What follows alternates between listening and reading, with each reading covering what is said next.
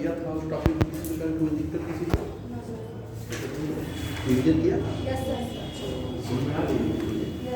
क्योंकि अधिक से अधिक चीज़ें जब मुझे कहीं लगता है मैं खुद ही इसको डिस्कस कर लेता हूँ, तो बाकी जो चीज़ें क्या होती है सामान्य चीज़ें हैं उस पर चर्चा करने की कोई ज़रूरत भी नहीं है। टाइम क्यों वेस्ट किया जाए, क्योंकि टाइम वैसे कम है सिलेबस के अनुसार, तो जितना अधिक से अधिक हम टेकल कर लेंगे उतना ही बेहतर है। इसलिए समय को बर्बादी दिन तो है नहीं कि हमने बता दिया ये चीज़ें कर लो।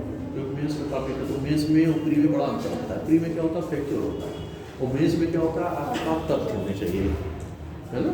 जब आपके पास तथ्य नहीं होंगे तो आप कैसे लिखो, तो ये चीज़ें हो जाती है। ऊपरी में है कि एक चीज़ आपको विकल्प आया, एक याद है, मान लीजिए और सारी चीज़ें नहीं है तो आप उससे नियरेस्ट आंसर पे क्या कर जाओगे, पहुँच जाओगे। लेकिन इसमें नियरेस्ट नहीं पहुँचना, इसमें तो आपको लिखना, और ये तभी होगा कि जब आपके पास समझ होगी, नहीं तो क्वेश्चन हो जाएगा। तो ये ऊपरी क्लास में इधर उधर जाने का समय रहता है, लेकिन मुख्य परीक्षा की क्लास में इधर उधर जाने का समय, क्योंकि समय कम नहीं जाया जा सकता, समय क्लास लग रही हो जाएगा। तो चलिए नेक्स्ट टॉपिक पे पहुंच चलते हैं।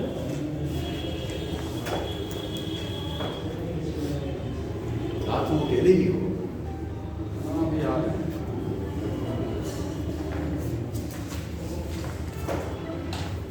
टॉपिक डालिए उत्तर प्रदेश की जनांकी, उत्तर प्रदेश की जनांकी जनसंख्या, जनांकी जनसंख्या एवं जनगणना। ये फैक्चुअल टॉपिक है, मतलब तथ्यात्मक टॉपिक है।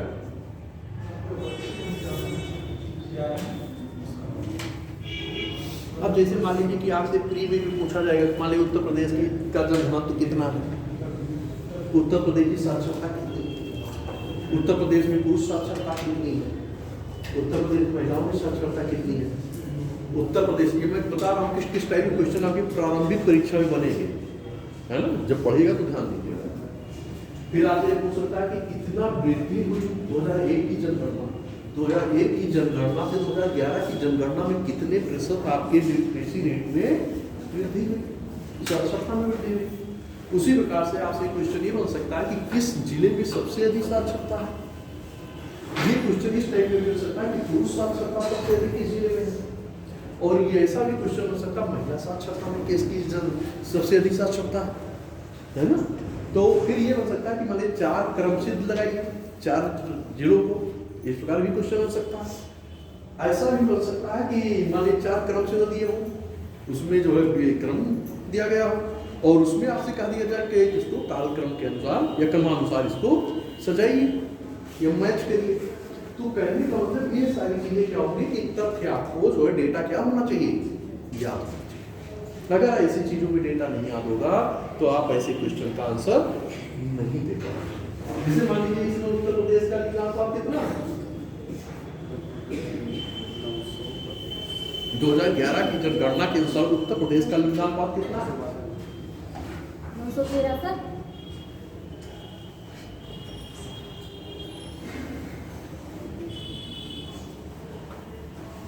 912।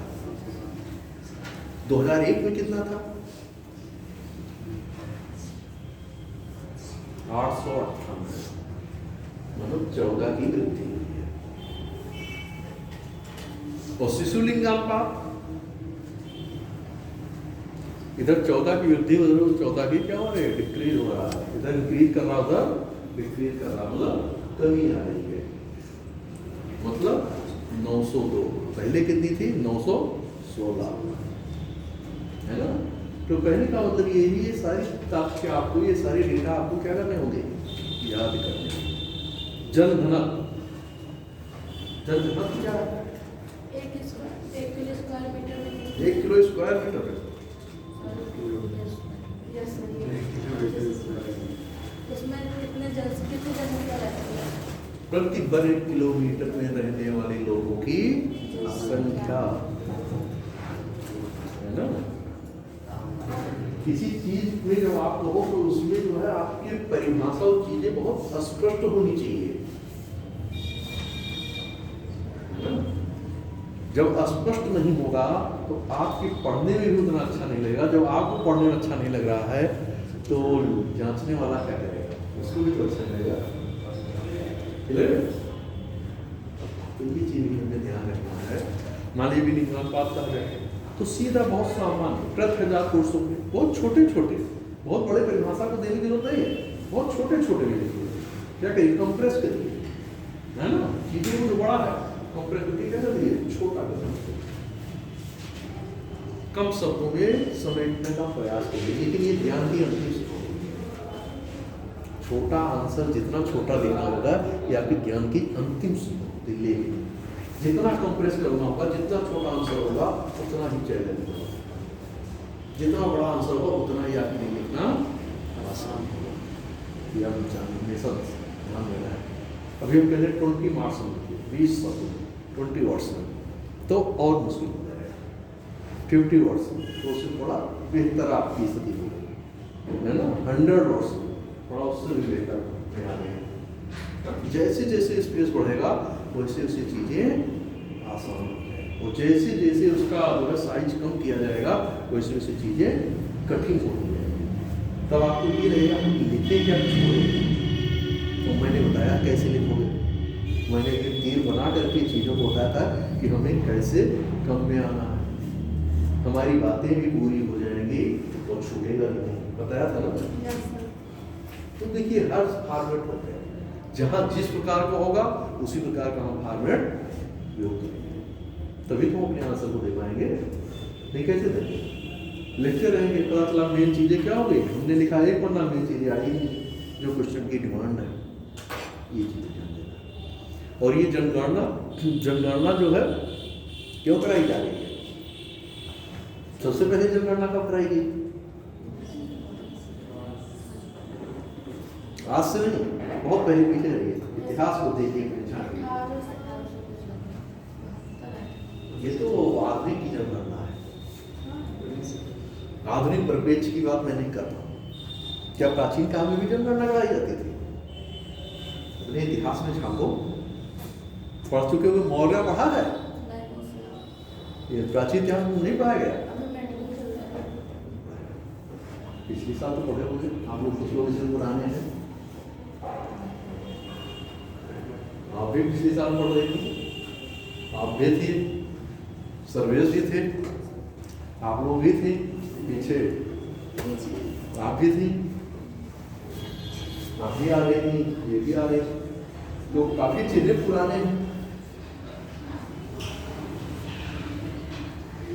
देखिए सर्वप्रथम जनगणना जो कराई गई, ये आपको कौटिल्य ने यहाँ पे दिया था, उसमें आप देखेंगे कि मौर्य में जनगणना आपको वहीं से मिलता है कि जनगणना का इतिहास कहाँ से शुरू हो, वहीं से तो इसलिए जनगणना करा रहा था कि लोगों की वास्तविक संख्या जान सके, जिससे टैक्स रेवेन्यू क्या हो कलेक्ट करने की, उस आधार पर अपनी योजनाओं को क्या किया जाए, कार्यान्वयन को अंजाम दिया जाए। वास्तविक संख्या जानना चाह रहा था, इसीलिए जनगणना कराने की आवश्यकता पड़ी। तो कोई भी चीज आप पढ़ोगे तो उन चीजों को ये जानना जरूरी है कि वो आई कहाँ से और किस क्रम में इसका विकास हुआ। जानकारी का लेवल का मतलब ये नहीं केवल आप जो है आज केवल एक इसको मैं देखिए जहाँ से कोई एविडेंस मिलना है, मैं तुरंत पीछे किसी सब्जेक्ट से छोटा है, मैं उसको तुरंत वहाँ से आपको क्या करा दे रहा हूँ, जोड़ दे रहा हूँ, बता दे रहा हूँ कि वहाँ से ये चीज़ें आपको मिल रही है। आपका एडमिनिस्ट्रेशन भी मैंने उस दिन बताया था कि मौर्य का जो एडमिनिस्ट्रेशन था, आज भी आपका जो वर्तमान प्रशासन है सेम उसी हायरार्की उसी अनुसार है, नाम तक नहीं होते हैं। मैंने बताया था ना, हमने ये भी बताया था कि सभा और समिति का कॉन्सेप्ट आपका लोअर हाउस में मिला था, ये भी मैंने बताया था आपको। तो कहने का मतलब ये है, ये सारी चीज क्यों एक दूसरे से जोड़ रहे हैं। ये क्रमिक रूप से जब प्रशासनिक विकास की अवधारणा देखते हो, या क्रमिक रूप से प्रशासन का विकास या प्रशासनिक विकास, ये आपको जो है ओटी में पहली ही क्लास में जो अगर यहाँ बताया गया होगा एक्ट, तो उसमें दिखाया गया होगा, बताया गया होगा कैसे क्रमिक रूप से इसका विकास हो रहा है।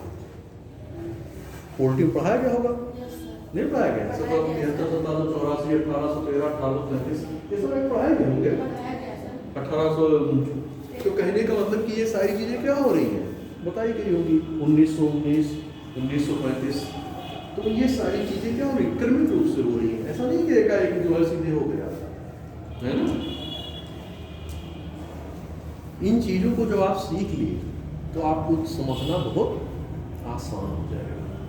तो आपको रटने की जरूरत नहीं है, रटने की जरूरत, वो चीज़ें क्या होंगी 2-4-10 बार देखोगे, जहाँ बोला आपके कहा उल्टा है काफी उठा के देख लिया, फिर आगे बढ़ो, फिर ही काम होगा। जहाँ आपको दिक्कत लगेगी तुरंत उल्टी देखिए। अब ये नहीं कि पता चला यहाँ लिखा दिया गया, कॉपी उठा के रख दिए, राजा साबुन नहीं मिलती जा रही है, वो डस्ट खा रही है, तो डस्ट खाती ही रहेंगी।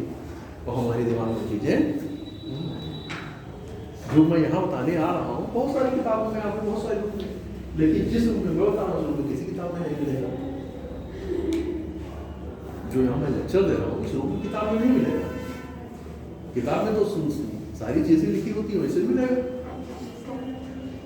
तो कहने का मतलब ये था वही चीज़ें किताब में तो दी हुई है, लेकिन वही चीज़ें जब यहाँ लेक्चर के माध्यम से बताया जाता है तो वो चीज़ें क्या होती है, बहुत कम में बहुत आसानी से चीज़ें आत्मसात हो जाती, समझ में आ जाती है।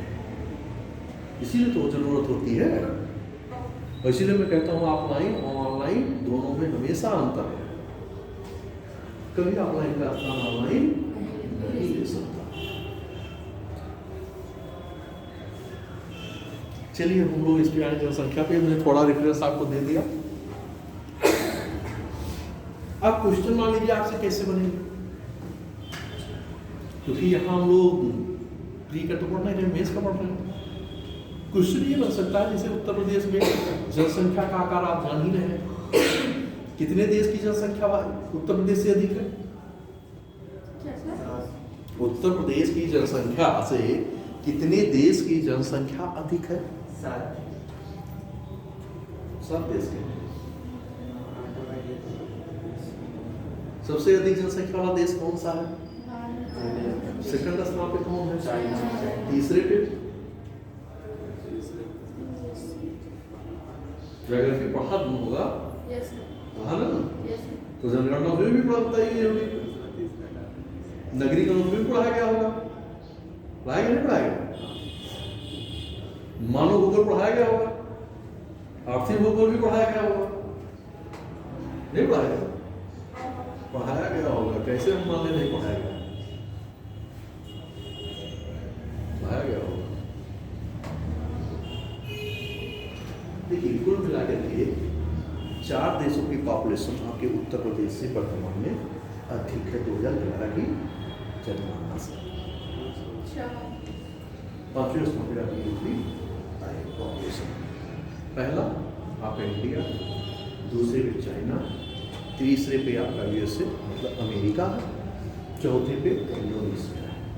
2001 की जनगणना के अनुसार ब्राजील जो है, लेकिन अब क्या हो गया 2011 की जनगणना के अनुसार अगर आप देखेंगे जो वर्तमान में जनगणना गया रिपोर्ट है उसके आधार पर देखेंगे तो यूपी 5वां लार्जेस्ट पॉपुलेशन वाला प्रदेश होता है, जिसमें इंडिया आकार जुड़ा हुआ है।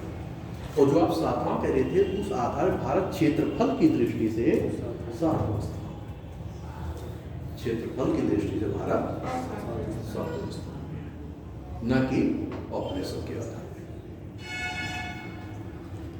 तो इन सारी चीज़ों को आपसे याद रखना जरूरी होता है। जैसे ब्राजील ऐसा देश था कि वो पॉपुलेशन में भी 5वें स्थान पे था और क्षेत्रफल के आधार पर भी 5वें स्थान पर था, क्षेत्र के आधार, है ना। लेकिन अब क्या हो गया कि ब्राजील की पॉपुलेशन जो है यूपी से क्या हो गई, कम हो गई। तो जो लेटेस्ट आंकड़े होते हैं उसके अनुसार आपको क्या करना होगा। लेटेस्ट क्या, ये तो पुराना आंकड़ा है 2011, 2025 इंड होने को है, तो कितनी पुरानी है, जबकि 2021 की जनगणना नहीं हो पाई है। तो इन सारे आधारों पे उन चीज़ों को देखना जरूरी है, क्योंकि हमें जो हमारे सामने जो तथ्य हैं उन तथ्यों को आधार बनाते हुए हम उसी को एग्जाम्पल में देंगे अपने। मान लीजिए आपसे फ्री में पूछा गया तो भी वही उठा के पूछेगा, या लेटेस्ट जब जनगणना नहीं कराई गई तो किसे पूछेगा। नहीं पूछेगा। अगर जनगणना से संसद से पूछा तो उसी आधार पे, या आपसे पूछो ना लेटेस्ट जो ये लोग की जो आती है कि पॉपुलेशन रिपोर्ट है ना, उसमें पूछ लेगा वो करंट में जो है 2 साल 1.5 साल हर साल में बदल आती है रिपोर्ट, आप मैगजीन में पा जाओगे, तो उन आधारों पे आप क्वेश्चन पूछ सकता है ना। तो इन चीज़ों को जो है आपको अवेयर रहना होगा।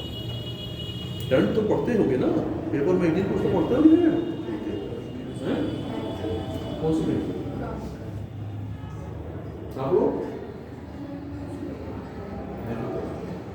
कौन सा नहीं चुका हिंदू के साथ जस्टिफाई सही से करो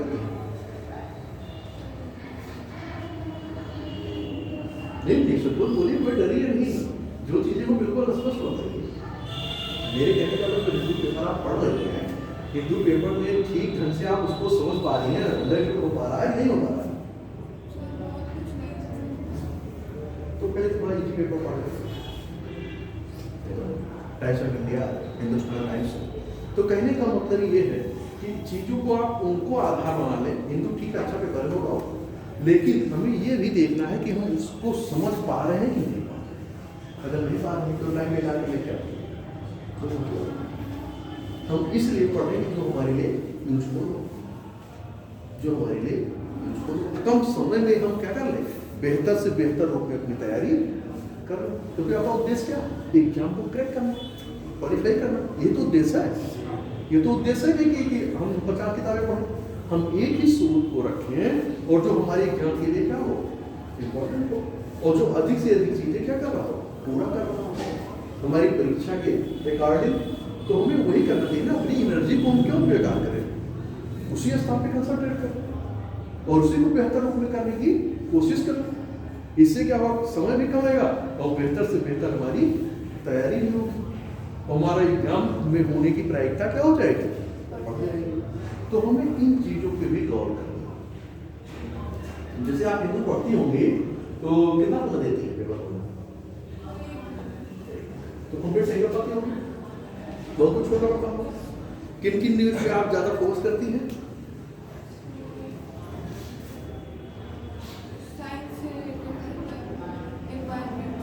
इन्वायरमेंट हो गया, साइंस हो गया, तो ये टोटल तो मान लीजिए आपके 80 पॉइंट आपके उससे ठीक हो जाएगा। और इकोनॉमिक्स, इकोनॉमी भी रहता है ना, IR भी रहता है, इंटरनेशनल रिलेशन, अंतर्राष्ट्रीय संबंध। तो देखिए कारण क्या होता है कि हमें वहाँ से आप पेपर पढ़ रहे हो तो क्या हमारे परीक्षा के टॉपिक के संबंधित चीजें हो रही हैं, हमें उस पर ध्यान देना है। लेकिन पेपर भी पढ़ना क्या है, हमें ये देखना कौन हम कितना हमारे परीक्षा के पॉइंट ऑफ व्यू से जरूरी है। मैं ये भी कहता हूँ आप एक पेपर कर लो, वही मैगजीन करके आधार दे करके उससे भी काम चला। बहुत सारे बच्चे नहीं पढ़ते, बहुत सारे बच्चे पेपर नहीं पढ़ते कि 1 घंटा जो टाइम रोक देते हैं, बहुत लोग बच्चे जो है अपना 10 मिनट में पेपर दे के उल्ट करके अपना काम निकाल लेते हैं, बेहतर परफॉर्मेंस करते हैं, ऐसे भी बच्चे हैं। तो कहने का मतलब ये है कि आप उन चीजों को तथ्य बनाएं कि जिसमें आपका समय कम लगे और आप अधिक से अधिक चीजें क्या कर लें, अचीव कर लें। ऐसा नहीं पेपर पढ़ना गड़बड़ नहीं, पढ़ना चाहिए। एडिटोरियल आप पढ़ोगे आपको इससे की कभी तैयारी नहीं करनी है। निबंध कभी पढ़ के और तैयार करके नहीं लिखा जाता। निबंध जो है आपका ऐसे जो है कभी तैयार करके नहीं, आप अगर बंद करके लिखोगे तो ऐसे आप अच्छा लिख ही नहीं पाओगे। अच्छा निबंध लिखने के लिए कि मुक्त होकर आप जब वहां बैठोगे लिखने, बहुत सारे विचार आएंगे, बहुत सारी चीजें आएंगी जो आप सोचे भी नहीं होंगे, वो भी आ जाएंगे। जब लिखने बैठोगे ना परीक्षा में तो बहुत सारी चीजें आएंगी। एक ट्रेनिंग की जाती है कि हमें इन पॉइंटों की चर्चा करनी है, लेकिन उसके बाद भी बहुत सारे तथ्य आ जाते हैं जब आपकी क्यों चलती है। ये विचार पड़ता है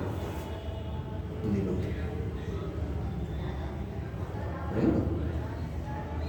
तो इन चीजों पे हमें ध्यान देना है कि कैसे हम क्या करें ये सारी चीजें, क्योंकि आपकी सिलेक्शन जो निर्धारण है आपका मुख्य परीक्षा ही मेन वेटेज देगा, यही आपको सिलेक्ट करेगा, यही आपको पास।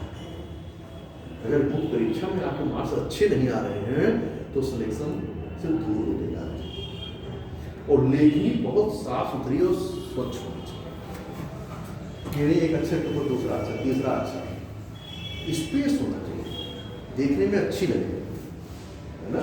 जैसे देखने में जो वस्तुएं अच्छी होती है उसकी तरफ लोग क्या होते हैं, आकर्षित होते हैं। जब वो चीज़ें अच्छी व्यक्ति क्या होता है, उसकी तरफ आपका आकर्षण नहीं होता। तब तो वैसे आपकी कॉपी भी तो होगी, आपकी लेखनी भी तो होगी। जैसे आप ले देते हो, कहते हो बहुत अच्छा लिखता है, बहुत अच्छी लिखती है, कहते हो ना कि राइटिंग की बड़ी अच्छी है, लेकिन उसकी मालूम होगा से हटाओ, उसको नहीं देगा, कूड़ा कबाड़ गिरा। तो कहने का तात्पर्य बहुत अच्छा है, ठीक है। हो सकता है आपसे कम अच्छा नहीं लिखा हो सकता है कि उनकी लाइनें उनका अच्छा एग्जामिनर को ही पसंद आ गया, उठा के नंबर आपसे अच्छा दे दिया, उसका सिलेक्शन दे दिया। क्या बताइए क्या होता है। आप एक एक प्रश्न में 2-2 नंबर पा जाते, पता चला एक पेपर में 40-50 नंबर का डिफरेंस आ गया, पता चला 9 पेपर है, कितने का अंतर आ गया, 350-400 नंबर का अंतर आ गया। जिसका सिलेक्शन नहीं होना उसका सिलेक्शन हो गया। ये एक एक नंबर, आपको 10 नंबर एक प्रश्न पत्र नहीं मिल रहा है तो उसमें 10 नंबर ही पॉइंटों में सिलेक्शन होता है, 1 नंबर से सिलेक्शन होता है, 2 नंबर से। तो पता चला कि जब इतने आप ऊपर छलांग लगा दिए हैं तब क्या होगा, अच्छा पद मिल जाएगा। सुनने में बड़ा अच्छा लगता है ना, अच्छा लगना भी चाहिए, क्योंकि इसी से तो आप इंस्पायर हो गए। इंस्पायर कैसे हो गए, इसी से हो गए। अच्छा लग रहा है, लगना चाहिए, लेकिन उसी के अकॉर्डिंग हमें अपनी रणनीतियों को भी बनाना पड़ेगा। और मैंने अभी पिछली क्लास में भी कहा था कि युद्ध भूमियों से नहीं जीते जाते, रणनीतियों से जीते जाते हैं। आपकी रणनीति अगर अच्छी नहीं होगी तो आपकी सफल होने की प्रायिकता बहुत कम हो जाएगी। उसी प्रकार आपकी परीक्षा की रणनीति अगर अच्छी नहीं, सही नहीं होगी तो आपके सिलेक्शन होने की प्रायिकता क्या हो जाएगी, बहुत कम हो जाएगी। इसलिए हमारी रणनीतियाँ ड्यूटी कैसी होनी चाहिए, अच्छी होनी चाहिए, उसके अकॉर्डिंग होनी चाहिए। मैं इन सारी चीज़ों पर क्यों इतना फोकस करता हूँ, क्योंकि यही आपका बेस है, यही आपका बेस है और मुख्य परीक्षा का ये आधार है। किसी भी प्रकार ऐसा नहीं मैं एक भी पढ़ा रहा हूँ या हिस्ट्री का अलग होगा, IR का अलग होगा, साइंस का अलग, सेम चलेगा प्रोसेस, क्योंकि आधार सबकी एक ही है। जहाँ से आपको क्या करता है, कंपेयर स्टडी, जहाँ से आपको क्या मिल रहा है, कोई तथ्य मिल रहा है आज रिलेटेड, मान लीजिए हम इतिहास लिख रहे हैं, आज वहाँ से कोई चीज़ रिलेट होके आ रही है, एक लाइन अपने आंसर में डाल दो। लेकिन ये सीख, जब आप उतना माहिर हो जाओ, उतने अच्छी तरह से सीख जाओ कि उस लाइन से मेरा आंसर क्या हो जाएगा और स्टैंडर्ड हो जाएगा। एग्जामिनर ये सोचेगा बच्चा समझ रहा है, उन चीज़ों को जोड़ करके आज दिखा रहा है, आज की घटना से उसको जोड़ देगा। आपका आंसर क्या हो गया, और से पेपर होगा 2 नंबर 4 नंबर 8 नंबर का क्वेश्चन, 2 नंबर आगे ज़्यादा दे दो, किसी को 5 दे रहा आपको 7 दे देंगे। कितना अंतर है, क्योंकि वो समझ जाएगा कि बच्चा क्या है, चीज़ों को बहुत अच्छी तरह से समझ रहा है, तुलना भी अच्छी तरह से कर ले रहा है, आज की चीज़ों को जोड़ भी ले रहा है, उसके रिलेवेंट को भी दिखा दे रहा है। ये चीज़ें लेकिन ये डेवलप होने में समय लगेगा, जल्दबाजी नहीं, जो लिखे हो उसको भी लिखे हो, है ना। जो आपने लिखा था पता चला सही से नहीं कर पाए और बहुत अच्छा के चक्कर में आपका वो भी चला गया। तो इसलिए तब तक आप उनसे बचे कि जब तक आप उन चीज़ों में ये ना हो कि हम अच्छी तरह से उसे जोड़ पाए, तब तक मत लिखिए। भले आपको 1 नंबर 2 नंबर तक नहीं पता ही चलेगा, जो 5 नंबर पा रहे थे वो भी नहीं मिलेगा। इन चीज़ों में ये सावधानी बरतनी जरूरी है। और आप अगर ये खाका बनाना चाहते हैं तो उसमें जो है, जैसे मान लीजिए कोई बिना डालना है, आपको जाल बन गया, तो उसमें किसी मिस्त्री की जरूरत नहीं है, कोई सामान आदमी खाली जाके मसाला डाल देगा, सांचा तो बना ही है, तो बिना तो तैयार ही हो जाएगा, है ना। तो हमें ये फ्रेमिंग करना सीखना है, और जो फ्रेमिंग सीख गए तो फिट करने में क्या होगा, आसान हो गया, फिर तो कोई कर देगा, जो क्लास समझेंगे वो भी फिट कर देगा, है ना। तो मेन चीज होता है फ्रेमिंग करना, वही तो मेन इंपॉर्टेंट है कि फ्रेमिंग क्या क्या चीजें उसमें है, यही इंपॉर्टेंट है। चलिए हम क्वेश्चन के माध्यम से भी कुछ समझते चलेंगे, है ना। उत्तर प्रदेश में जनसंख्या वृद्धि, उत्तर प्रदेश में जनसंख्या वृद्धि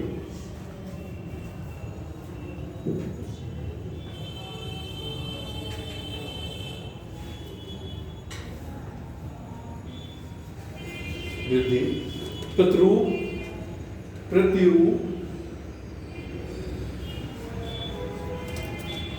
तथा इसे रोकने में जनसंख्या वृद्धि प्रतिरूप तथा इसे रोकने में महिलाओं की भूमिका।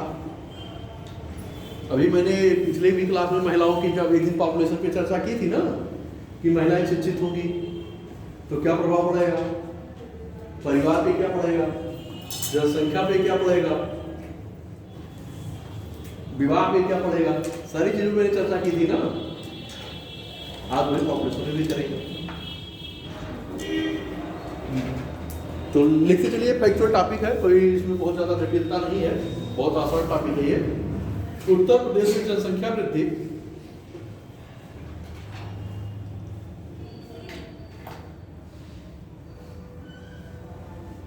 के लिए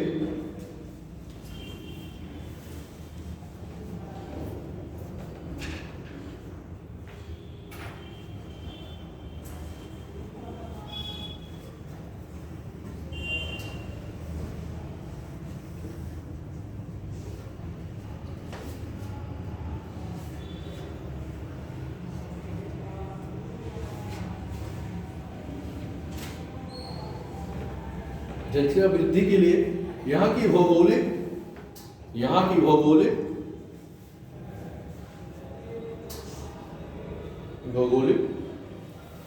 ब्रैकेट में जलवायु, मृदा घाटी ब्रैकेट बंद कर लीजिए। एक दो तीन जुमला जलवायु में एक दो चीज को मैंने इसलिए लिखा दे रहा है कि जलवायु मतलब क्या है, क्या इंडिकेशन दे दीजिए, है ना। सामाजिक सांस्कृतिक धार्मिक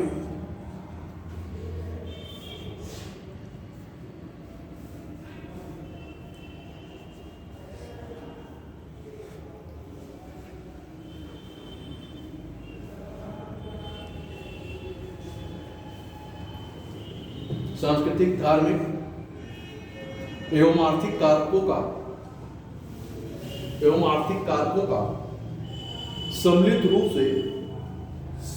रूप से प्रभाव रहा है।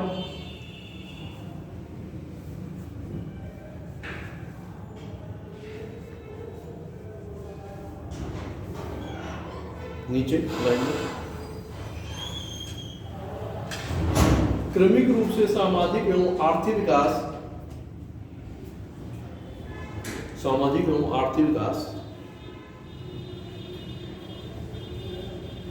कमल गाते चलिएगा। बढ़ते औद्योगिकरण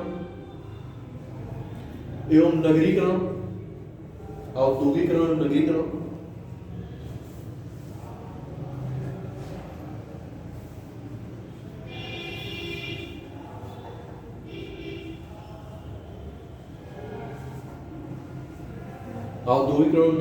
तथा कृषि भूमि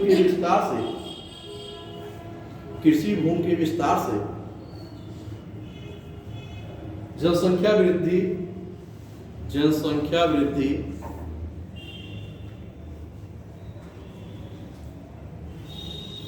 निरंतर जारी रही है। बस पूरा हो गया। तो आपकी पॉपुलेशन निरंतर बढ़ रही, घट रही है? बढ़ रही है ना, निरंतर बढ़ रही है। और कारक क्या क्या है, क्या क्या कारण है?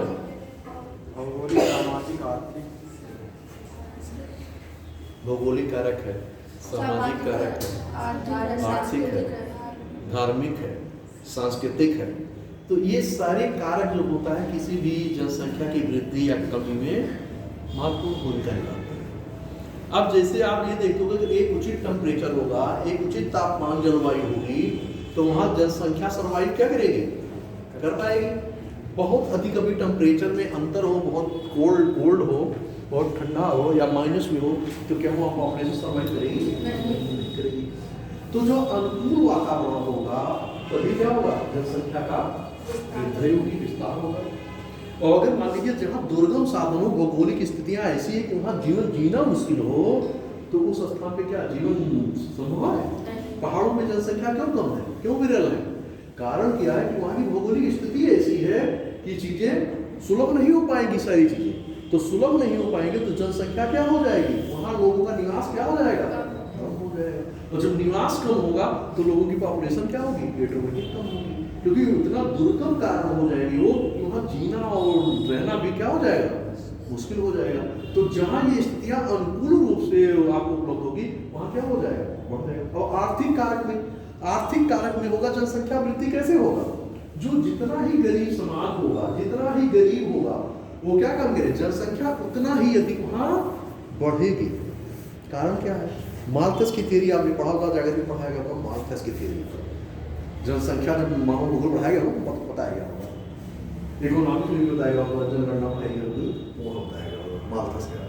तो कहने का मतलब क्या है कि जनसंख्या वहाँ वृद्धि होगी। अब इसका कारण क्या है वृद्धि का, बहुत सामान्य कारण है।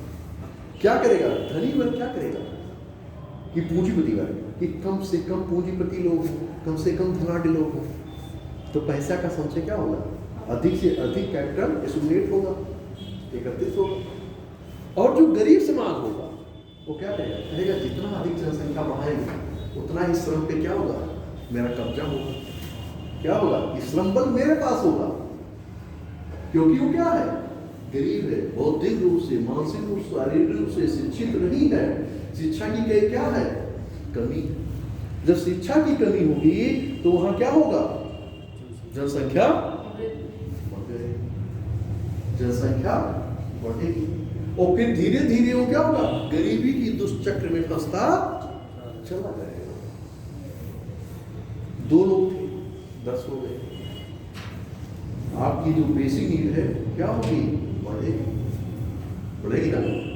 तो क्या करेगा, मान लीजिए काम आप जब पता चला कि काम कम है, अवसर कम है, श्रम बल क्या है अधिक है, तो बेरोजगारी होगी नहीं होगी, काम कहाँ से मिलेगा, काम मिलेगा नहीं मिलेगा, मुद्रा कहाँ से आएगी, और मुद्रा नहीं आएगी तो जो जीवन के मूलभूत आवश्यकताएं हैं उसकी पूर्ति कहाँ से होगी, वो पूर्ति नहीं होगी तो क्या होगा, गरीबी का दुष्चक्र क्या हो गया, बढ़ गया ना।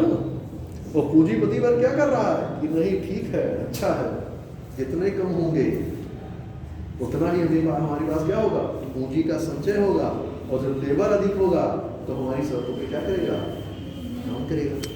ठीक है, मान रहे हो 100 रुपये, अच्छा है, ठीक है, 2 लोग हो, मजदूर 10 चाहिए, तब तो ठीक है, वो बोली पा जाओगे कि मुझे काम की क्या है, जरूरत है, 10 की जरूरत है, 50 खड़े हो, क्या है 50 खड़े हो काम के लिए, तो पूंजीपति क्या करेगा कि नहीं ठीक है, कल तो 100 दिया था, आप 50 देंगे, बताओ करना है कि नहीं। अब क्या होगा, आदमी ये सोचेगा नहीं ठीक है, कम से कम इतना तो होगा, खाने जीने भर कुछ मिल जाएगा, नहीं पता चला वो भी नहीं मिलेगा, तो जब नहीं मिलेगा तो उसको क्या होगा, मजबूर होना पड़ेगा, और मजबूर होकर क्या करेगा, उनकी शर्तों पे काम करने के लिए, तो क्या हो गया, आपकी अर्निंग पॉइंट ऑफ व्यू क्या हो गया, घट गया। बात समझ आ रही है। तो इन चीजों पे जो है ध्यान दिया, जहां जितना ही गरीब वर्ग होगा, जितना ही पॉपुलेशन उर्वर वही दिखेगी।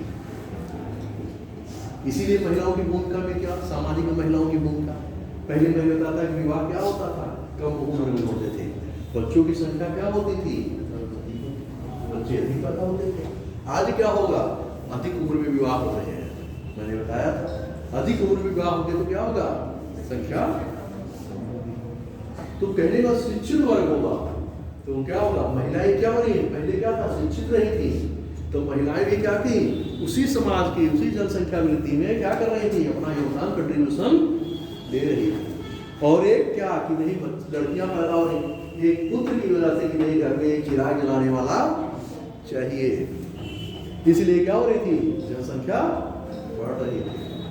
आप सभी लोग जानते हो, अग्रवाल गांव से सुने हो, सभी लोग 4 बेटियां हो गई, तो नहीं एक पुत्र तो होना ही चाहिए, होता है ना कि नहीं होता? पता चल रहा नहीं हो रहा है तो ऐसा दूसरी शादी कर लो, ऐसी भी स्थिति आपने देखा होगा समाज में, ऐसी भी सिचुएशन आई है। तो कहने का मतलब ये होता है ये सारी चीजें क्या कर रही थी, जनसंख्या को क्या कर रही थी, बढ़ा रही थी। लेकिन इन चीजों में अब क्या हो रहा है कि धीरे धीरे धीरे धीरे कुछ कमी आ रही, कुछ नहीं काफी हद तक कमी आ रही, काफी हद तक कमी आ रही। लेकिन तब भी क्या है कि बड़ा आकार होने की वजह से तब भी जनसंख्या ज्यादा बढ़ रही है। मान लीजिए 10 परिवार हो और जहाँ 1000 हो तो 1000 में एक ही बढ़े, 2 बढ़े तब भी बहुत हो जाएगा, और 10 में 5 हो गए तो क्या 85 तो हो गए। तो उन आधारों पे जब जनसंख्या का आकार बड़ा होगा तो वृद्धि भी क्या होगी, ज्यादा होगी। ठीक है, परसेंटेज में कम हो रहा है लेकिन आकार बढ़ा है, तो टोटल क्या हो जा रहा है, अधिक हो जाएगा। अब नीचे लिखिए,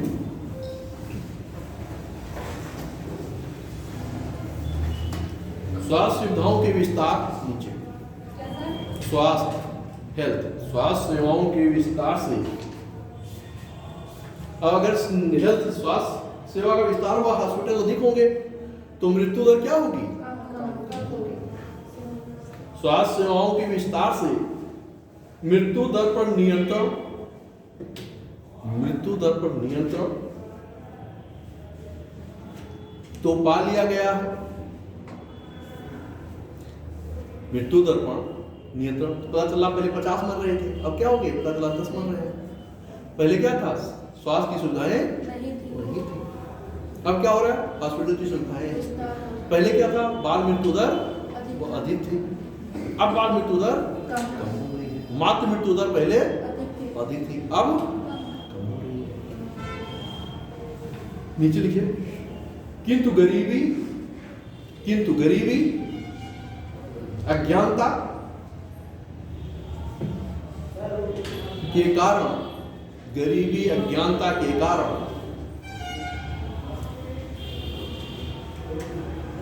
तथा उच्च जन्म दर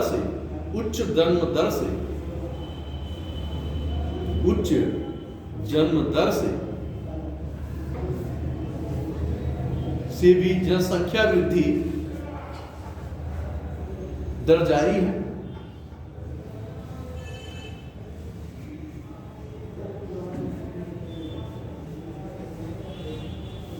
अब अगर जनसंख्या वृद्धि दर जारी है तो इसके लिए अब क्या किया जाए, इसका मतलब ये किया जाना चाहिए कि जनसंख्या वृद्धि दर अगर है तो इसका मतलब जनसंख्या क्या किया जाना चाहिए, नियंत्रण किया जाना चाहिए।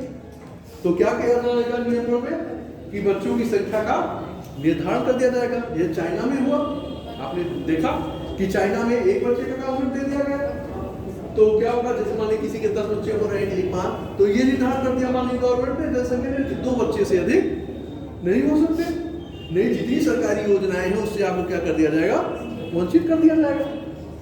तो इससे लोग क्या करेंगे कि 2 बच्चे से अधिक नहीं रखेंगे, तो इससे जनसंख्या का नियंत्रण होगा ना। नहीं पता चला जहां 10-20 हो रहे हैं तो 10-20 की संख्या क्या हो गई, किसी के 10 हुए, पता चला वो 5 परिवार में होंगे, तो जनसंख्या का आकार क्या होगा, सिकुड़ गया ना, कम हुआ ना। तो इससे क्या होगी, जनसंख्या की वृद्धि में गिरावट आएगी। और मृत्यु दर, स्वास्थ्य सेवा अगर बेहतर होगी तो मृत्यु दर में स्वाभाविक सी बात ही क्या होगी, गिरावट आएगी। और जीवन प्रत्याशा क्या होगी, बढ़ेगी, जीवन प्रत्याशा बढ़ेगी।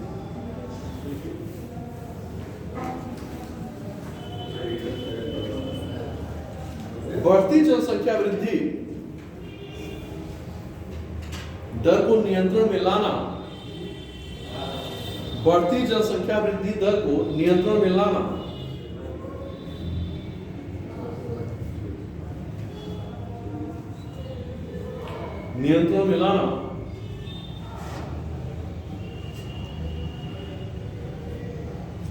वर्तमान समय की मांग है।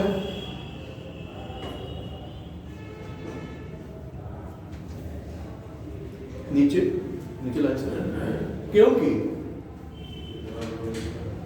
संसाधनों का रिसोर्सेज क्या है, सीमित है। रिसोर्सेज तो बढ़ रहे हैं लेकिन पॉपुलेशन क्या हो रही है, बढ़ रही है।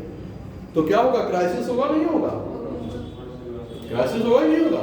जैसे मुद्रास्फीति हो रही है, इन्फ्लेशन हो रहा है, क्यों हो रहा है,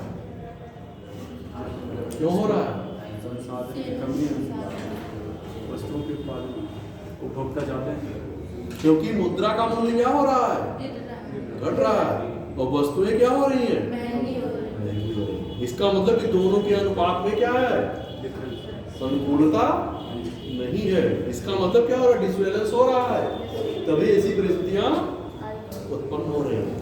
बहुत साधारण सी चीजों को आप समझने का प्रयास करें, रटने की जरूरत नहीं है।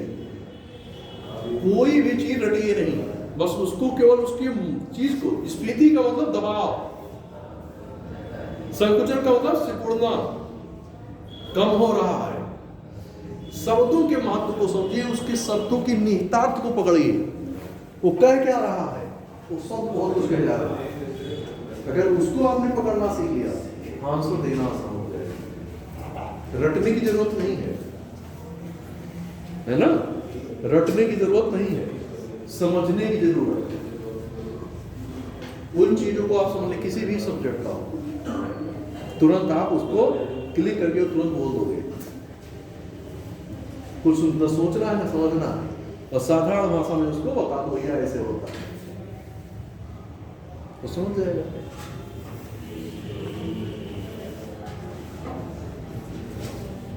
अस्य दोहन तथा बढ़ती गरीबी क्योंकि संसाधनों का अतिशय दोहन, मतलब संसाधन क्या होगा भाई, पता चला 10 आदमी के लिए है, पता चला 15 लोग आ गए, तो क्या हो गया, बढ़ गया ना, दबाव बढ़ गया। और एक ही दिन की बात तो है नहीं, रोज है। पता चला 10 लीटर पानी है, पता चला 20 लोगों के लिए था, 100 लोग आ गए, तो क्या हो गया, रिसोर्स संसाधन क्या थी आपके पास, वस्तुएं क्या थी, कम थी, और मांग कितनी थी, अधिक थी, तो क्या होगी, स्थितियां बिगड़ जाएंगी।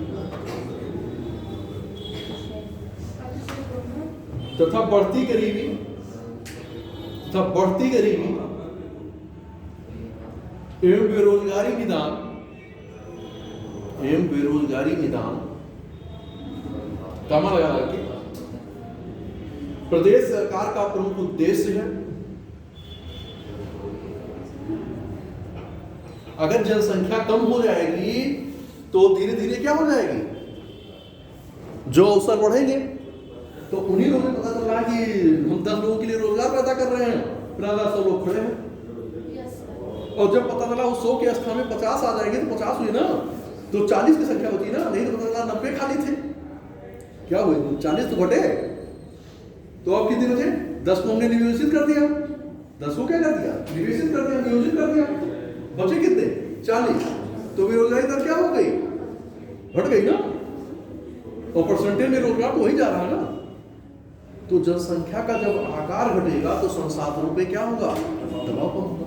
पता चला एक परिवार में 10 लोग हैं, तो घर बनाने के लिए 10 जगह जमीन चाहिए ना, पता चला 2 ही लोग हैं, तो 10 के स्थान पे क्या हुआ, 2 हुआ ना, तो जो बाकी का लैंड आपका बचा वो क्या हुआ, उपयोग में आ गया, आया नहीं आया। तो इससे क्या होगी, जीवन स्तर में वृद्धि होगा, और जो आपका डिसबैलेंस हो रहा है वो क्या होगा, बैलेंस में होगा। जितना आप एक परिवार में 10 लोग, मान लीजिए 5 ही लोग होते, तो जो संसाधन जो आय हो रही है वो 5 में क्या होता, अधिक होता, और जब 10 लोग होंगे तो मान लीजिए 100 रुपये सब पे आ रहा, और वही 5 लोग होते तो क्या होता, 200 आता, तो डबल हो गया ना। तो उसी प्रकार की जो आपके रिसोर्सेज हैं वो होंगे, तो चीजें क्या होगी, संसाधन अधिक मात्रा में जाएंगे, और जब अधिक हो जाएंगे तो संसाधन से अधिक हो गया, अधिक हो गया, अतिशय हो गया, तो अति का मतलब कि उससे अधिक, तो चीजें क्या हो जाएगी, डिसबैलेंस हो जाएगी। बात समझ आ रही है, और नीचे लिखिए, क्या कोई बात है क्या,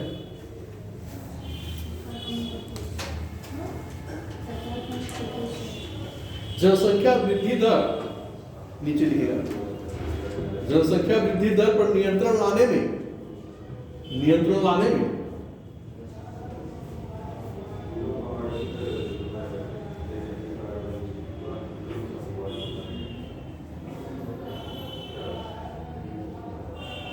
महिलाओं की महत्वपूर्ण भूमिका है, क्योंकि आपने लिखा क्या है महिलाओं की भूमिका लिखा है ऊपर ना।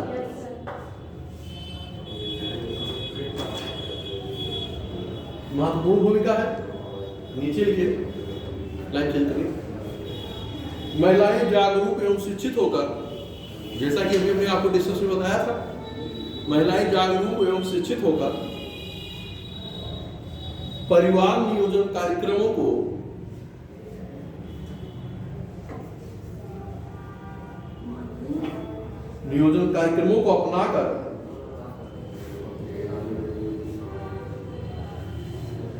अपनाकर प्रजनन दर को कम कर सकती है,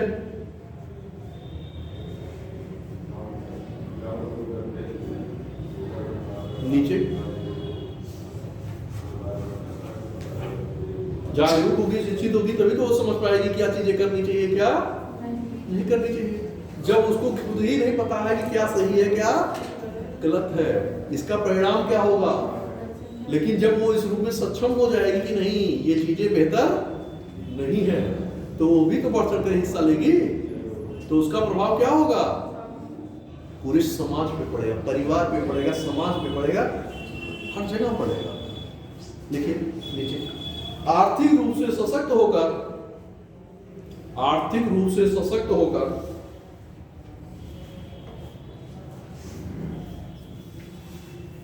स्वयं निर्णय लेने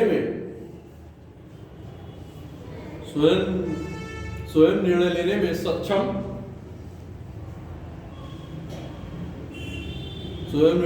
सक्षम अब जब सक्षम हो जाएगी, स्वयं आर्थिक रूप से भी सुदृढ़ हो गई महिला, शिक्षित भी है, जागरूक भी है, तो क्या कहेगी ऐसा है आपकी का निर्णय अब नहीं चलेगा, ऐसा है कुछ हमारी बातें भी क्या होगी सुननी पड़ेगी, माननी पड़ेगी, आप अपने मनमाने काम नहीं कर पाओगे, क्योंकि मेरा भी कंट्रीब्यूशन हो रहा है, मेरा भी योगदान है, हर रूप में है, आर्थिक रूप में भी है, सामाजिक रूप में भी है, पारिवारिक दायित्व में भी है, काम में भी है। तो इसलिए क्या होगी सहभागिता होगी, तो फिर क्या होगा सामंजस्य स्थापित होगा, और सामंजस्य स्थापित होगी तो क्या होगी कुछ चीजें आप मानोगे, कुछ चीजें अगले को माननी पड़ेगी, तो इससे स्थितियां क्या होगी रिफॉर्म की तरफ जाएगी, सुधार की तरफ जाएगी। किसी भी एक चीज के कहने के मतलब बहुत सारे होते हैं और उसके बहुत सारे अर्थ निकलते हैं, एक परिप्रेक्ष्य में समाज के लिए भी, आर्थिक क्षेत्र के लिए, भौगोलिक के लिए, बहुत सारे सेक्टरों पे इसका प्रभाव आपको देखने को मिलेगा। इसीलिए मैं सारी चीजों को क्या कर रहा हूं आपको बता रहा हूं, जिससे आप भी सोच सके कि इसका ऐसे ऐसे प्रभाव होता है। आगे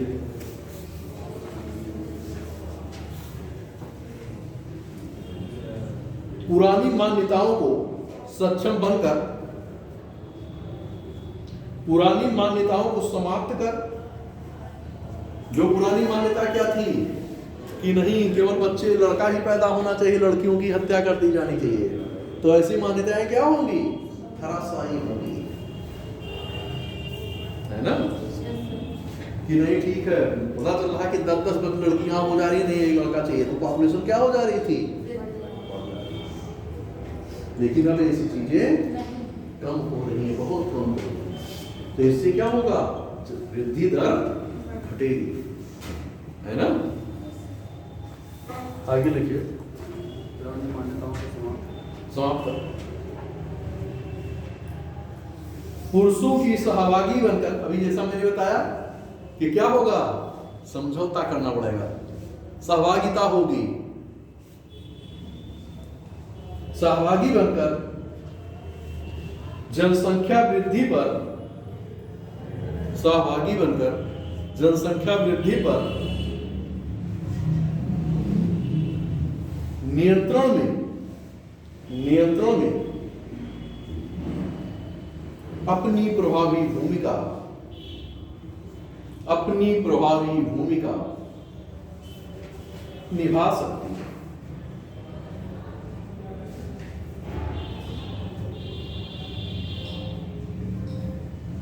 ये आपका जो है कि प्रश्न जो मैंने टॉपिक हेडिंग दिया था कि जनसंख्या वृद्धि, इसे रोकने में महिलाओं की भूमिका।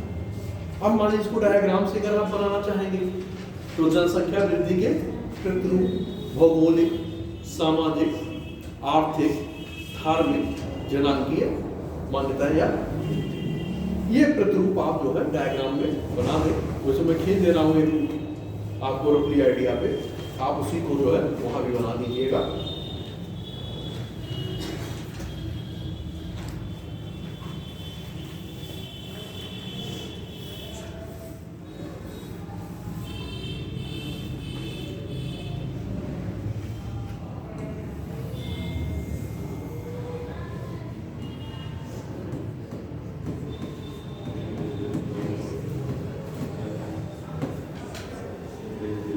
जनसंख्या वृद्धि के प्रतिरूप लिखिए सभी लोग, जनसंख्या वृद्धि के प्रतिरूप।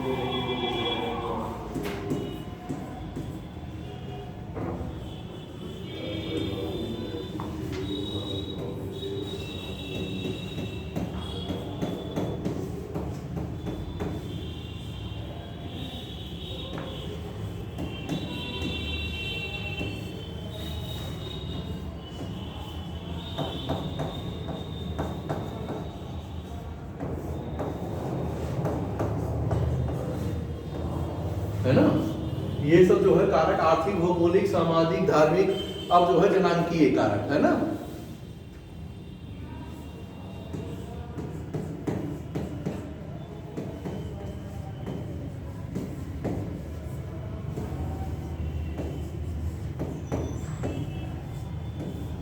अब ये सब कुछ ऐसे कारक हैं जो आप इसको दिखा सकते हैं। और भी कोई कारक दिखा सकते हैं इसमें? सांस्कृतिक कारक भी दिखा सकते हो।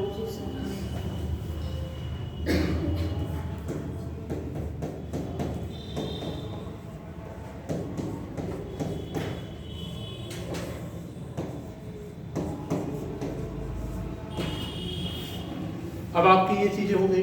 अब मान लीजिए जैसे मान लीजिए इतना है, अब आर्थिक कारक में क्या दिखा सकते हो? औद्योगिकरण, नगरीकरण, है ना, जिससे क्या हो रहा है कि लोगों को रोजगार मिलेगा। तो चाहे ब्रैकेट में नीचे लिख लीजिए सबके कारक में, उसी में स्पेस नहीं है क्या? तो आर्थिक कारक के नीचे लिखो औद्योगिकरण, नगरीकरण, एक दो लिख दे रहे हैं ताकि आप लिख लीजिएगा। औद्योगिकरण,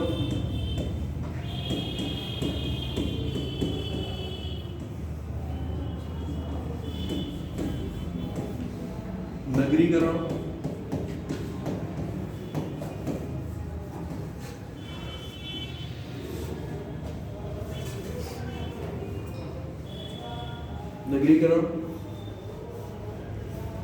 भौगोलिक में लिखिए या इसी में लिख सकते हैं आधुनिक सुविधाएं, उसी में आधुनिक सुविधाएं, स्वास्थ्य सेवा विस्तार, आर्थिक कारण, आर्थिक कारण। हाँ, अब यहाँ स्पेस उधर नहीं पढ़ रहा ना, इसलिए लिख रहे हैं। अब भौगोलिक में क्या होगा? आदर्श जलवायु है, गंगा घाटी की उपजाऊ भूमि, है ना। जैसे भौगोलिक में आदर्श जलवायु लिख लो यहाँ, जैसे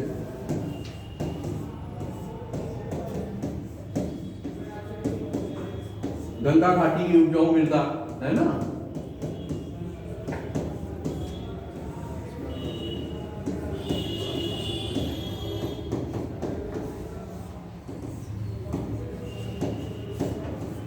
ऐसे कुछ कारण हैं जो है पेयजल, ये सारी चीजें आप अपने अनुसार बढ़ा सकते हो।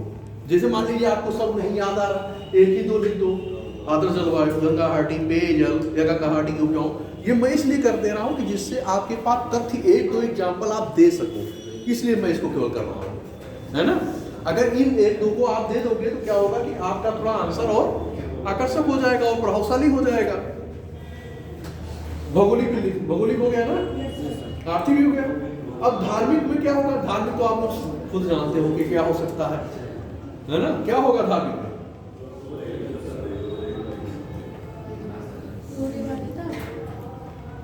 लिखिए, पुत्र प्राप्ति या पुत्र चाह की कामना या मान्यता, पिंडदान,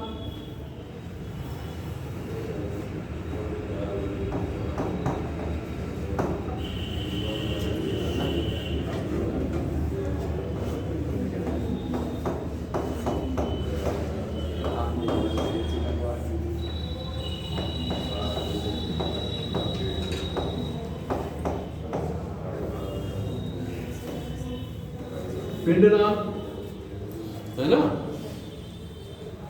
होता है ना पिंडदान? कब होता है? और ये होता है ना, तो माने पितृपक्ष में होता है। जब किसी की मृत्यु होती है सूद के समय पिंडदान किया जाता है। क्या होता है? पिंडा बारक है, सुना है ना। और तो श्राद्ध जिसे आप बोलते हो, पिंड में जो कहते हो कि श्राद्ध पक्ष है, 15 दिन का जो पितृपक्ष चलता है, तो उसमें आप क्या होता है? श्राद्ध होती है ना।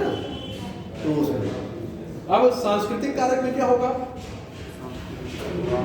उसमें भी वही है, कर्मकांडीय मान्यता है। तो लिख लीजिए, सांस्कृतिक कारक कहाँ लिखा है? कर्मकांडीय मान्यता है। विवाह किया जाएगा,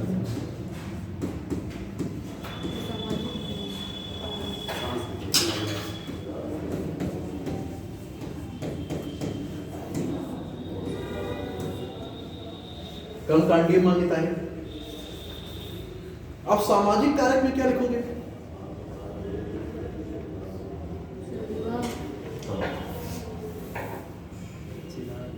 और क्या लिख सकते हो?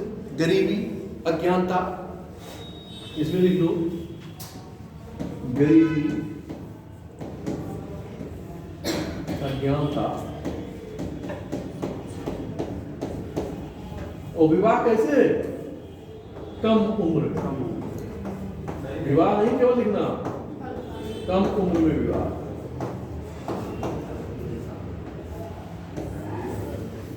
किसमें विवाह? कम उम्र में। जैसे बाल विवाह मैंने बताया ना था पहले, 5 साल, 7 साल, 10 साल, 12 साल में विवाह क्या हो जाते थे? फिर जनांकीय कारक समझ ही रहे हो। तो ये कुछ आपके ऐसे तथ्य हैं कि जिसे आप इनको दिखा सकते हो। जनसंख्या, जनांकीय मतलब जनसंख्या की कैसे वृद्धि हो रही, किन चीजों को हो रही जनांकीय, है ना। तो कहने का मतलब इन सारी चीजों को आपको जो है देखना है। ये कुछ चीजों को हमने इसलिए ऐसा कर दिया कि जिससे जो है आप इन चीजों को समझ सके। और ये डायग्राम आपको जो है इसी में जो हमने लिखाया है इसी के बीच में बना देना है, जो लिखाया मैंने इसलिए इसको लिखाने के बाद बनाया कि जिससे आप और बेहतर रूप में समझ सके। नहीं शुरुआत में बना के बताते हैं।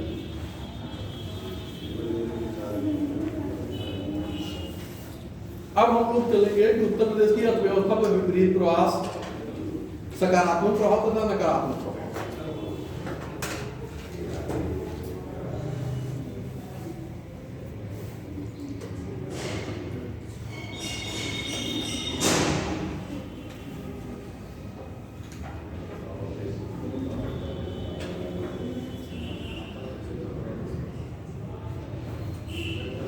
बना लिया था लोगों ने इसे?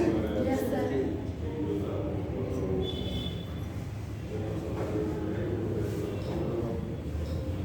अब जैसे मान लीजिए आपसे क्वेश्चन में पूछ सकता है कि उत्तर प्रदेश के 30 जनघनत्व वाले जिलों की का उल्लेख कीजिए। जनघनत्व वाले प्रति वर्ग किलोमीटर में, तो आपको 4-5 जिलों की जनघनत्व जो है उसको दिखा देना। उत्तर प्रदेश को आपको सामान्य रेफरेंस देना है कि सबसे अधिक जनसंख्या वाला राज्य है। उसके बाद उसको प्रति वर्ग किलोमीटर के आधार पे 4-5 उसके बना करके दिखाएंगे। चाहे आप उसको जो है ऐसे क्रम मान लीजिए चार्ट बना करके आप दिखा देंगे, है ना।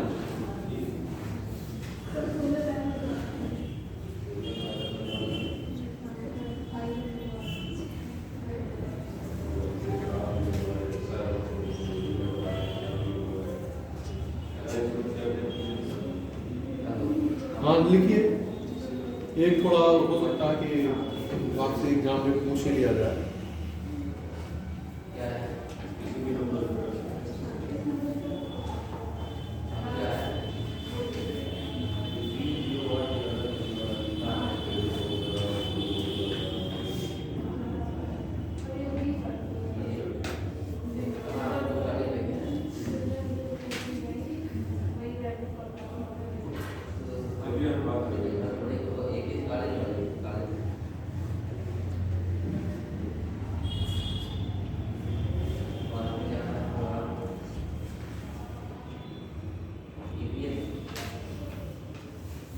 लिखिए, गाली उठाते हैं।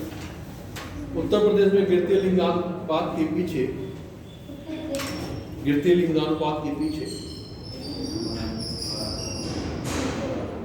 प्रमुख कारण तथा महिलाओं और बच्चों के खिलाफ बढ़ते यौन अपराध के लिए कहां तक उत्तरदायी है?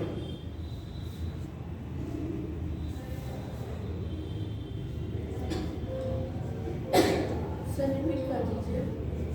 कहां से? पूरा सर। उत्तर प्रदेश में गिरते हुए लिंगानुपात के पीछे प्रमुख कारण तथा यह महिलाओं और बच्चों के खिलाफ बढ़ते यौन अपराध के लिए कहां तक उत्तरदायी है?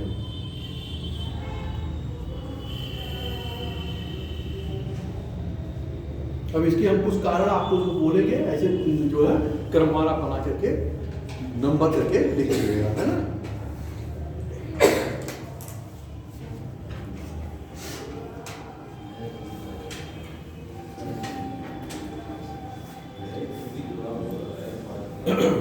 लिखिए, लिंगानुपात तो आप जान ही रहे हो, प्रति 1000 पुरुषों पर लिंगानुपात करके लिख लीजिए ऊपर, प्रति 1000 पुरुषों पर महिलाओं पर लिंगानुपात करेगा। इससे आप इन चीजों को समझ सकें। प्रति 1000 पुरुषों पे महिलाओं की संख्या।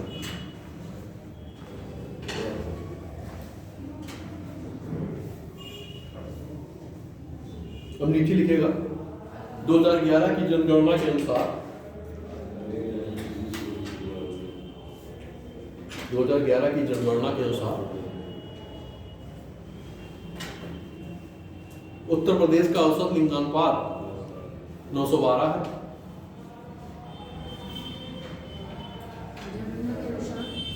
912 है। और राष्ट्रीय कितना है? 943। 900। तो चाहे ब्रैकेट में लिख लीजिए, राष्ट्रीय लिंगानुपात 943। नीचे प्रदेश का शिशु लिंगानुपात, प्रदेश का,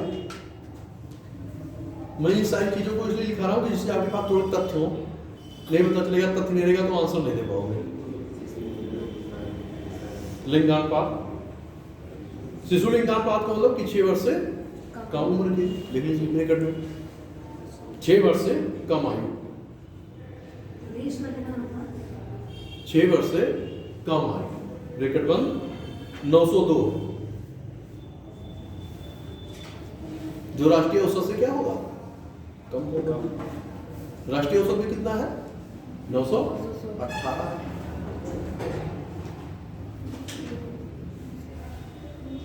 अब नीचे लिखिए, वो लाइन छोड़िए।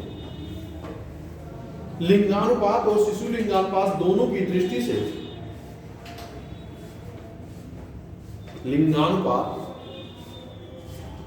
और शिशु लिंगानुपात दोनों की दृष्टि से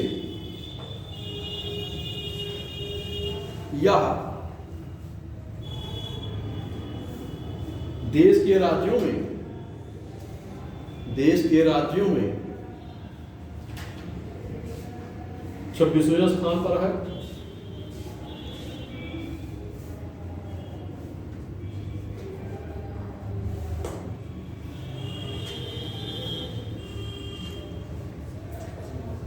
नीचे यह आंकड़ा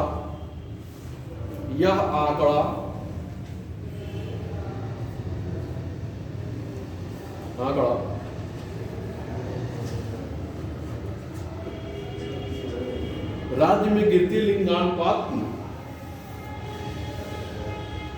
गंभीर स्थिति को प्रदर्शित कर रहा है।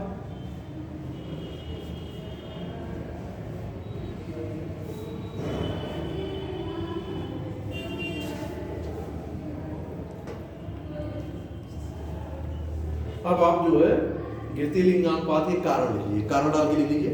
कारण जैसे पूछ लेगा मान लीजिए कि गिरती लिंगानुपात के कारण बताइए, तो आप उसको क्या करेंगे, लाइन जो है दिखा दीजिए।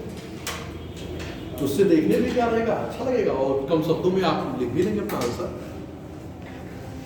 लिखिए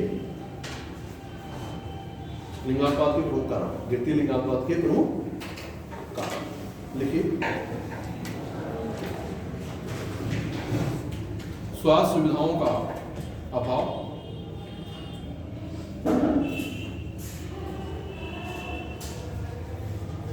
अगर स्वास्थ्य सुविधाओं का अभाव हुआ तो क्या होगा, स्थितियां अच्छी नहीं होंगी। दूसरा, महिलाओं को निर्णय लेने में सीमित स्वायत्तता, उनको स्वतंत्र नहीं है, बहुत सीमित अधिकार है कि कभी महिलाएं जो है क्या कर रही है, निर्णय ले पा रही हैं।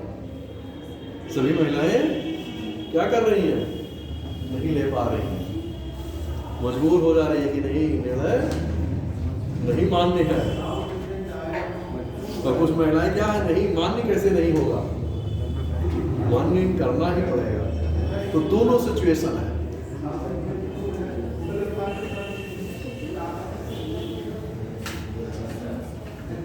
आगे, प्रसवपूर्ण लिंग परीक्षण, प्रसवपूर्ण लिंग परीक्षण, गरीबी व शिक्षा,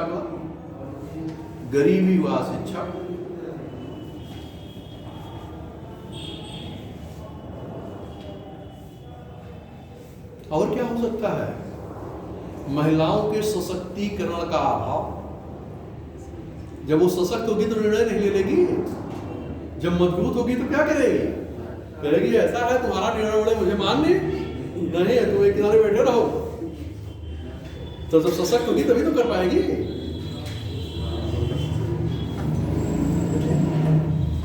अगला, महिलाओं के सशक्तिकरण का अभाव,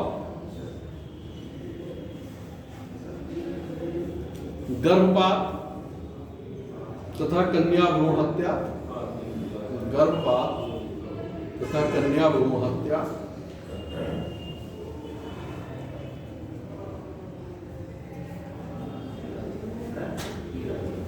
बाल विवाह,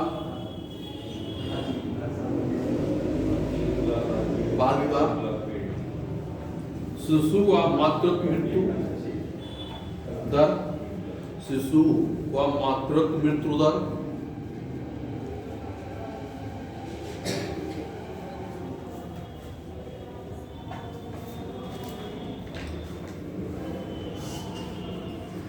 सरकार द्वारा परिवार नियोजन कार्यक्रमों,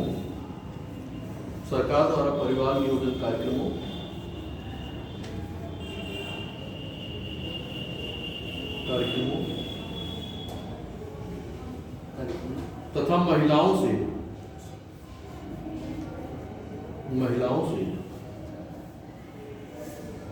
जुड़ी योजनाओं का प्रभावी क्रियान्वयन न होना,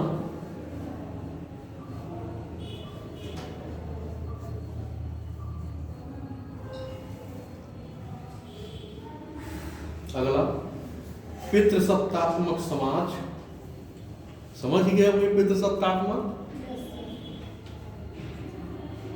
लेकिन आपके साउथ इंडिया में इसका क्या है, उल्टा है, मातृ सत्तात्मक समाज। इसमें लड़कों को वरीयता, ये सत्तात्मक है, लड़कों की वरीयता,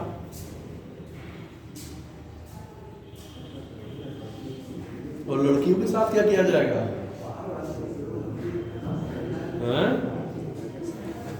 भेदभाव, उसी में लिखिए, लड़कों को वरीयता तथा लड़कियों के साथ भेदभाव। ऐसा है, साइकिल है तो किसको मिलनी चाहिए, लड़के को। अच्छा चीज आया है तो किसको मिलना चाहिए, लड़की को नहीं। तो क्या हो गया, भेदभाव हो गया। नए कपड़े बन रहे हैं तो किसके बनेंगे पहले, मान लीजिए बजट की व्यवस्था नहीं है तो ऐसा है कम पैसे हैं तो लड़के को बन जाए, लड़की को बाद में बना दिया जाएगा, तो क्या हो गया, भेदभाव हो गया, है ना। और अगर मान लीजिए है तो ठीक है भाई, कोई बात नहीं। लेकिन ये ऐसा नहीं कि हर जगह है, कुछ जगहों पे है, कुछ जगहों पे नहीं है। तो क्योंकि समाज है तो समाज में क्या होगा, बहुत सारी प्रकार की बातें, बहुत सारी व्यवस्थाएं होंगी। इसका तो केवल इंडिविजुअल किसी एक पे नहीं है, ये पूरे समाज की बात की जा रही है ना, किसी व्यक्तिगत या किसी एक परिवार के ऊपर की बात नहीं है। क्योंकि आप एक क्वेश्चन डिमांड कर रहा है, उस क्वेश्चन के अकॉर्डिंग क्या करना है, आंसर भी लिखना है। अब हमें यथार्थ से भी क्या है, यथार्थ तो सब लोग जाती रहे, है ना।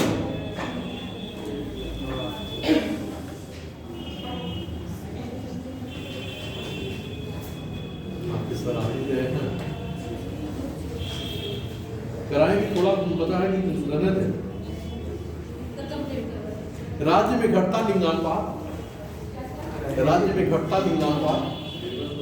महिलाओं तथा बच्चों के खिलाफ,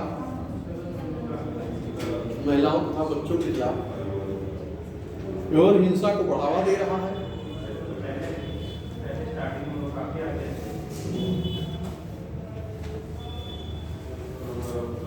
क्यों हिंसा को बढ़ावा देगा,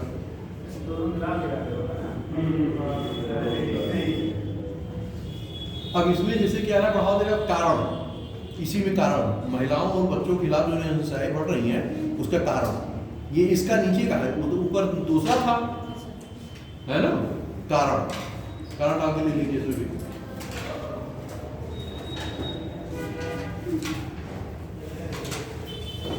उन क्षेत्रों में हिंसा जहां महिलाओं की संख्या कम है, और जैसे जिस जिले में क्या होगा, लिंगानुपात कम होगा, वहां पे संख्या महिलाओं की क्या होगी, कम होगी ना। जैसे बागपत ले लीजिए, जैसे बागपत, उसी में एक आध एग्जाम्पल आपके पास होना चाहिए ना, कैसे पुष्टि करोगे।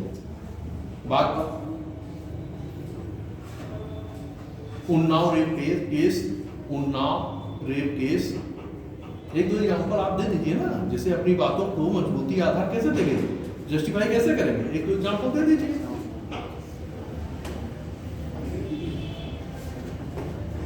आगे लिखिए, पॉक्सो एक्ट के मामले में, पॉक्सो जो बच्चों के, पॉक्सो एक्ट के मामले में उत्तर प्रदेश 21वें स्थान पर है। अब ये नहीं कि आज इस स्थान पे है तो कल भी इसी स्थान पे होगा, हो सकता है 23वां हो जाए, हो सकता है 20वां हो जाए, हो सकता है 19वां हो जाए, है ना। तो घटता बढ़ता है। महिलाओं के खिलाफ घरेलू हिंसा,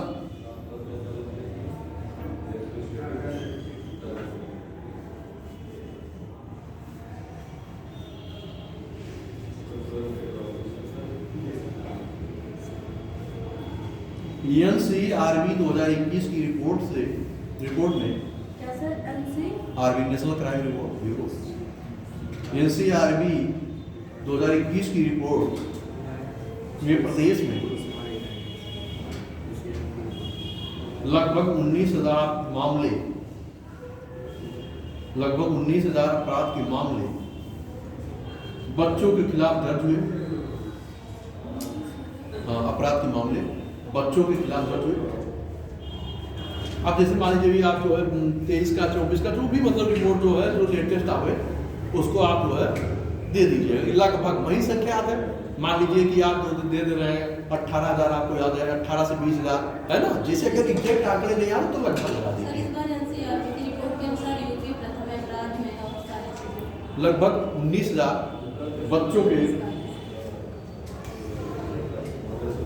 बच्चों के खिलाफ दर्ज हुए।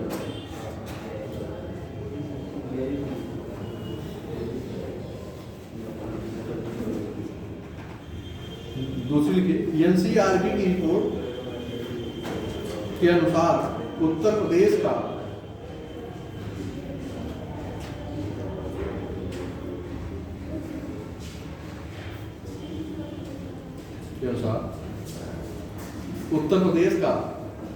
रेप से जुड़ी घटनाओं के मामले में तीसरा है 2021 ब्रैकेट में 2021।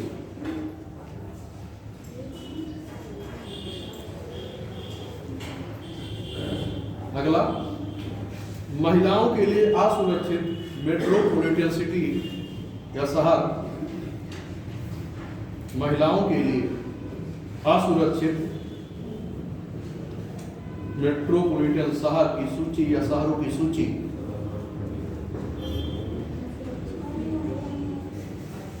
में लखनऊ 60वें स्थान पर रखा गया या 60वें स्थान पर है। अब जैसे इसकी रिपोर्ट आती है तो जो रिपोर्ट आएगी मान लीजिए बार, जैसे मान लीजिए 26 में जो रिपोर्ट आएगी तो उस रिपोर्ट के अनुसार आप उसको स्थान आप दूसरा तीसरा जो भी होगा उस हिसाब से करें। मतलब जो क्वेश्चन जो आप लिखेंगे परीक्षा तो आप उस समय की जो रिपोर्ट आई होगी उसमें दूसरा तीसरा चौथा जो भी स्थान होगा उतना आप संशोधन कर लीजिएगा। केवल दूसरा जहाँ है हो सकता है तीसरा हो जाए, हो सकता है चौथा हो जाए, वहाँ पे आपको उसको ऐड कर लेना रहेगा। जिससे क्या होगा कि आप लेटेस्ट क्या दे रही हैं कि जो रिपोर्ट आ रही है आप उसको मेंशन कर रहे हैं ना। तो ये हो जाएगा कि आप अवेयर, ये नहीं कि 4 साल पहले जो क्लास में लिखा गया वही आप याद कर वही दे रहे हैं, क्योंकि जो करंट के डेटा होते हैं वो आपको अपडेट करना होता है। बात समझ आ रही है? चलिए इसमें थोड़ा सा लिख कर कंप्लीट करते हैं। इन सब समस्याओं को दूर करने के लिए थोड़ा तेज लिखिए सर, आप लिख रहे हैं। इन सब समस्याओं को दूर करने के लिए राज्य सरकार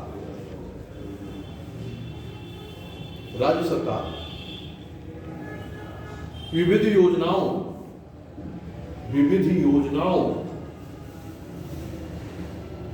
जैसे महिला सामर्थ्य योजना क्या होगी? जब महिला मजबूत होगी, सामर्थ्यवान होगी तो क्या करेगी? कहेगी ऐसा है तुम्हारी हिंसा उंसा हम सहने के लिए नहीं है, तुम भी मानो हो मैं भी मानो, जितने अधिकार तुम्हारे उतने अधिकार क्या है मेरे भी। तो ऐसा तुम्हारा हम सुने सुनेंगे नहीं। तो जब क्या होगी? जब वो सशक्त होगी, सामर्थ्यवान होगी, और जब सशक्त और सामर्थ्यवान आर्थिक रूप से सुदृढ़ नहीं होगी तो क्या होगा? तुम नहीं कर पाएगी विरोध ना। कन्या सुमंगला योजना, नीचे कन्या सुमंगला योजना,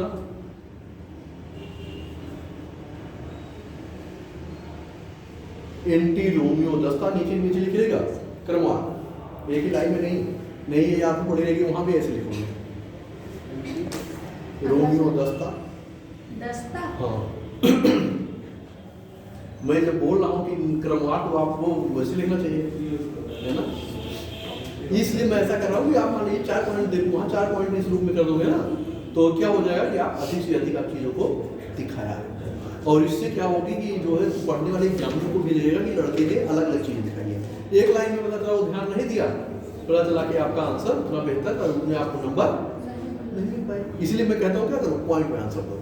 थोड़ा इसमें आपको अवेयर करना पड़ेगा, पॉइंट में आंसर लिखना थोड़ा कठिन जरूर होगा पैसेज की तुलना में, लेकिन ये नंबर अच्छे हैं, नंबर आपको अच्छे। मैं जितने आंसर लिखाता हूँ, देखो मैं इसी को लिखा रहा हूँ, क्यों लिखा रहा हूँ, पैसेज लिखा देता।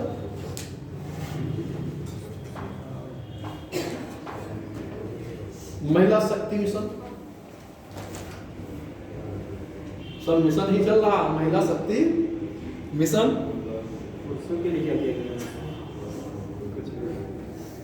बेटी बचाओ बेटी पढ़ाओ, क्या होंगी जब बेटियां पढ़ेंगी तो क्या होंगी, सशक्त होंगी। किस रूप में, हर रूप में। जब जागरूक होगी, जानकारी होगी, तभी तो सवाल जवाब करेगी। जब जानकारी ही नहीं होगी, उसे कुछ पता ही नहीं, तो सवाल जवाब कैसे करेगी, संभवतः उसे कुछ पता ही नहीं है।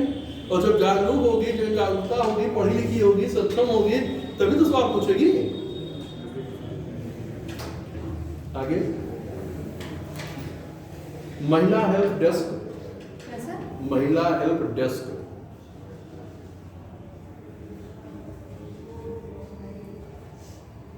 आपातकालीन नंबर।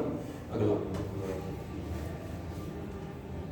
महिला हेल्पलाइन नंबर भी तो सुना होगा, यस सर। क्या है, 1090 1090। देखिए कालीन नंबर 1090,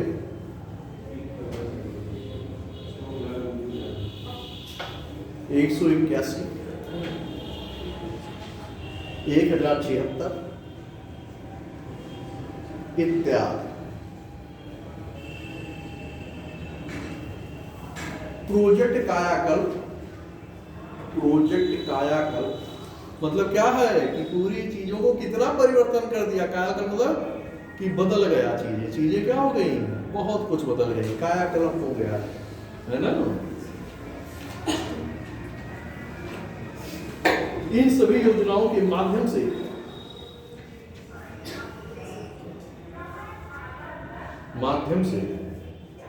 न केवल महिलाओं तथा बच्चियों का सशक्तिकरण होगा, महिलाओं तथा बच्चियों का सशक्तिकरण होगा। तो सशक्तिकरण होगा तो क्या होगा, सशक्तिकरण होगा तो क्या होगा, उनके खिलाफ जो हिंसा बढ़ रही थी, क्या होगी, हिंसा में कमी आएगी। अगले महीने को रहेगी।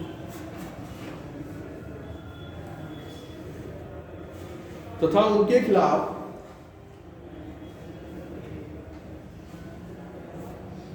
होने वाली हिंसा में कमी होगी।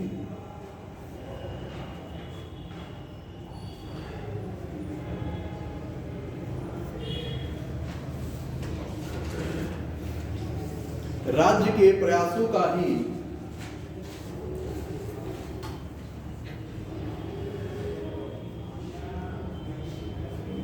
सकारात्मक परिणाम है,